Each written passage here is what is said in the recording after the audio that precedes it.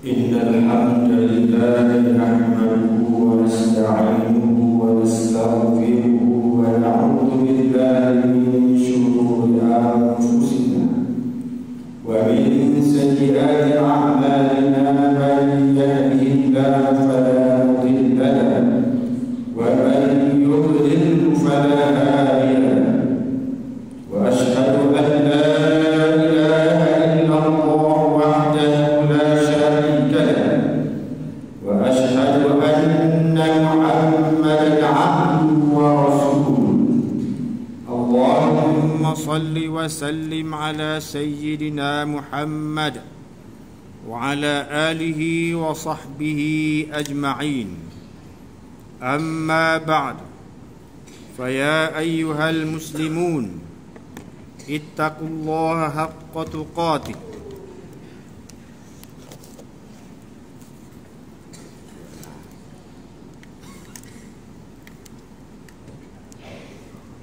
ولا تموتن إلا وأنتم مسلمون قال الله تعالى في كتابه الكريم ووصى بها إبراهيم بنيه ويعقوب يا بني إن الله اصطفى لكم الدين فلا تموتن إلا وأنتم مسلمون. Artinya, dan Nabi Ibrahim telah mewasiatkan agama ini kepada anak-anaknya, juga kepada cucu-cucunya Nabi Yaqub.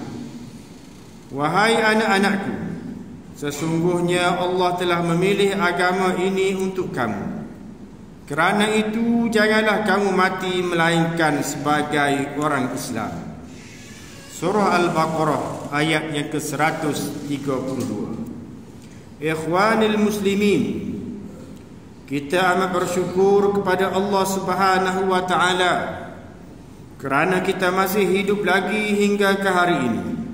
Sebagai tanda bersyukur, maka saya berpesan kepada diri saya dan saudara-saudara sekalian, marilah kita memperkukuhkan ketakwaan kepada Allah dengan sebenar-benar takwa, yakni mematuhi perintah-perintah Allah dan meninggalkan segala larangannya. Mudah-mudahan perjalanan terakhir kita menuju akhirat mendapat keredaan Allah Subhanahu wa taala.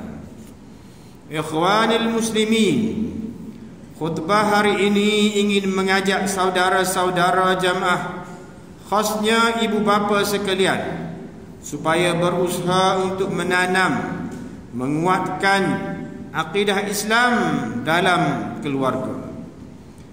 Firman Allah yang baru dibaca dalam muqaddimah khutbah mengingatkan kita bahawa Nabi Ibrahim dan Nabi Yaqub masing-masing tidak berwasiat kepada anak-anaknya mengenai urusan dunia, tetapi berwasiat supaya anak-anaknya tunduk patuh kepada Allah, jaga agama Allah, dan jangan meninggalkannya sehinggalah kamu mati sebagai orang Islam.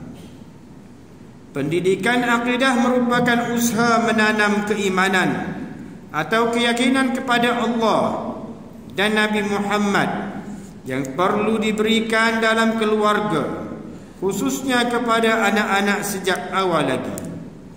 Kita perlu sedar bahawa memiliki akidah yang benar menjadikan ibadah kita diterima Allah, dapat mewujudkan ahli keluarga yang soleh dan menjadi benteng bagi menghadapi pengaruh gejala-gejala yang merosakkan akidah dan akhlak. Ingatlah saudara-saudara ibu bapa sekalian, pada masa ini pengaruh yang amat besar yang boleh merosakkan akidah dan akhlak anak-anak ialah peranan media sosial. Media sosial menyediakan pelbagai saluran maklumat atau bahan terbitan dan menjadi alat komunikasi secara online sesama manusia. Tidak ada had di seluruh dunia. Apa yang nyata, komunikasi manusia dan sebaran maklumat secara online amat susah untuk dikawal. khutbah ini amat bimbang mengenai pengaruh media sosial yang menyebarkan terbitan tidak bermoral, hiburan yang melalaikan, dan fahaman-fahaman ajaran sesat. Dakwah semua agama sama. Dakwah menyamakan semua manusia mempunyai hak yang sama. Dakwah tidak ada manusia Islam dan tidak ada manusia kafir. Manusia perlu hidup bebas tanpa ada agama dan sebagainya. Jika media sosial lebih berkuasa mempengaruhi pemikiran anak-anak berbanding peranan ibu bapa, maka amat dibimbangi tahap keyakinan anak-anak kepada agama Islam, dan amalan akhlak baik akan menjadi lemah. Ikhwanil muslimin, persoalan besar timbul ialah bagaimana kita hendak menanam atau menguatkan akidah kepada anak-anak supaya mereka tidak terpengaruh kesan buruk media sosial.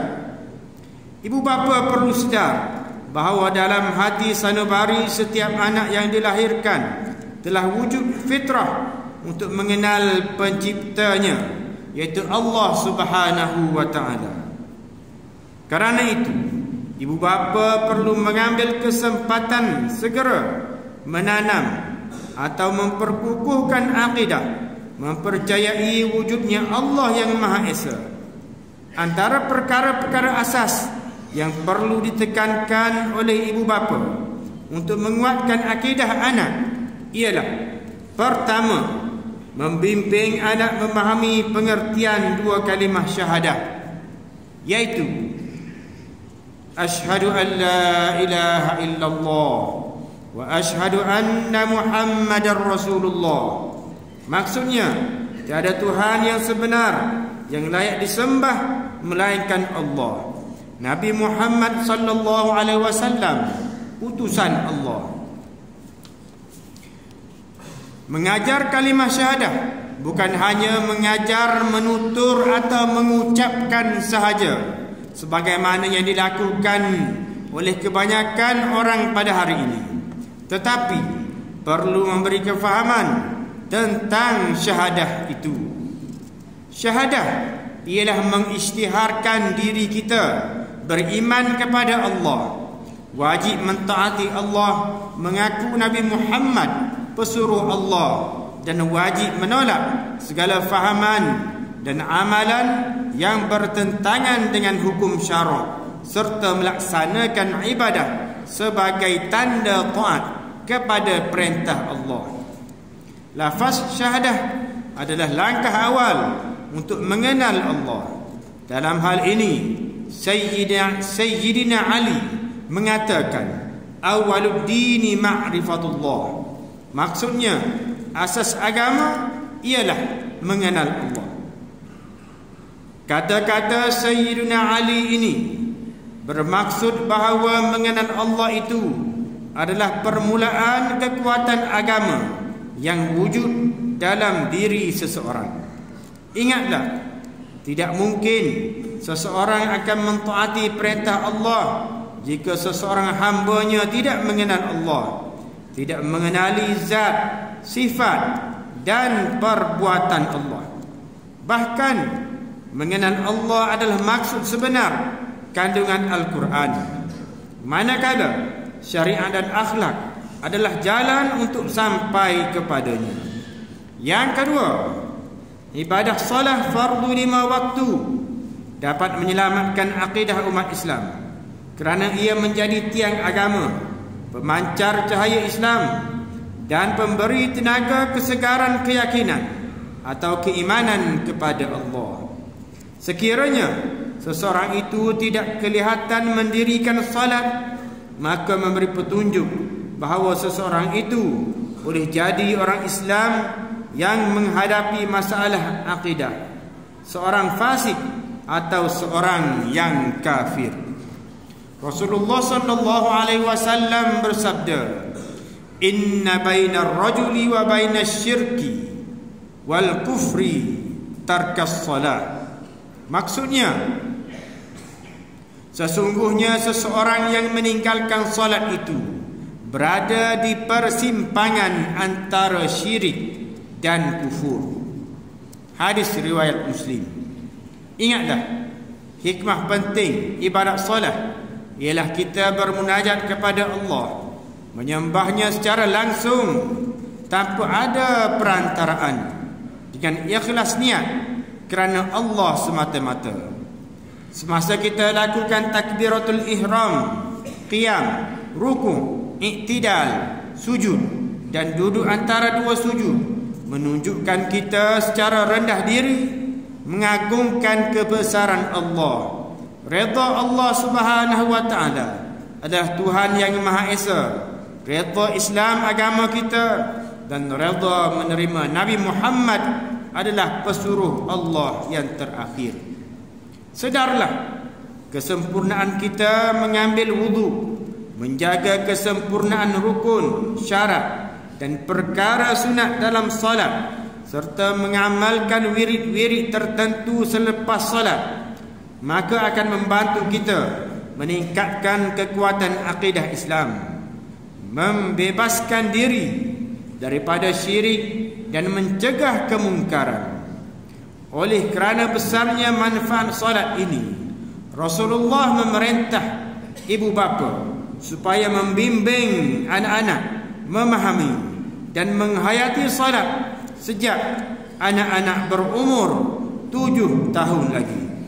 Rasulullah sallallahu alaihi wasallam bersabda, "Muru auladakum bis-salati wa hum abna'u 7 sinin, wadribuhum 'alaiha wa hum abna'u 10 sinin."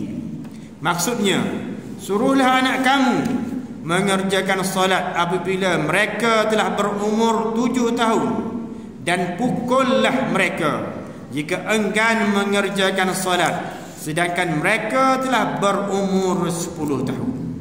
Hadis riwayat Imam Ahmad. Yang ketiga, hidupkan dalam rumah tangga kita suasana keislaman seperti membaca Al-Quran. Hidupkan budaya memberi salam, memulakan segala perbuatan dengan bacaan bismillah dan berbagai-bagai lagi zikir. Yang keempat, dekatkan anak-anak kita dengan masjid, musalla atau surau supaya anak-anak cintakan masjid dan juga majlis ilmu. Yang kelima, sentiasalah memberi nasihat kepada anak-anak supaya berkawan dengan sahabat yang baik dan sentiasa berdoa kepada Allah agar kita dikurniakan anak-anak yang soleh dan solehah. Ikhwanil muslimin, marilah kita sebagai pemegang amanah, ibu bapa, berusaha menanamkan akidah Islam yang kuat dalam keluarga supaya keluarga kita hidup bahagia dan dapat menolak segala ancaman yang merosakkan akidah dan akhlak. Ya ayyuhalladzina amanu qu anfusakum wa ahlikum naro وقودها الناس والحجارة عليها ملائكة غلاظ شداد لا يعصون الله ما أمرهم ويفعلون ما يؤمرون.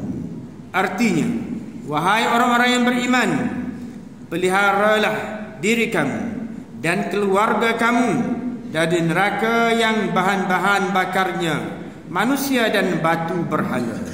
Neraka itu dijaga dan dikawal oleh malaikat-malaikat yang keras, kasar, bengis layanannya. Mereka tidak menderhaka kepada Allah dalam segala yang diperintahkannya kepada mereka, dan mereka malaikat itu pula tetap melakukan segala yang diperintahkan oleh Allah. Ikhwanil muslimin, akhirnya marilah kita berdoa kepada Allah Subhanahu wa taala agar menyelamatkan kita semua daripada segala wabak, penyakit dan bala bencana. Perbanyakkanlah melakukan amal soleh dan menghindari segala kemurkaan Allah Subhanahu wa taala. Ingatlah bahawa mengambil rasuah dan salah guna kuasa, mengambil bahan-bahan yang memabukkan dan salah guna dadah serta segala perbuatan haram dan hina akan membawa akibah yang buruk di dunia dan di akhirat.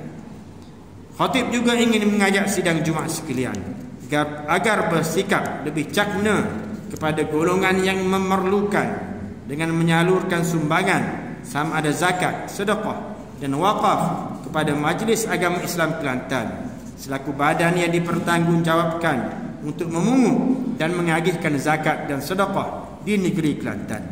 Pihak majlis juga memerlukan kerjasama semua pihak untuk menyalurkan maklumat golongan yang memerlukan sekiranya diketahui, agar mereka yang kurang bernasib baik akan mendapat pembelaan yang sewajarnya. Barakallahu li wa lakum fil Qur'anil azim wa nafa'ani wa iyyakum bima fihi minal ayati wadh-dhikril hakim wa taqabbala minni wa minkum tilawatahu innahu huwas samiul alim. Aqulu qawli hadha wa astaghfirullahu li wa lakum wa li jami'il muslimina wal muslimat wal mu'minina wal mu'minat fastaghfiruhu fa ya fawzal mustaghfirin wa ya najatat taibin. Allahumma shalli ala sayyidina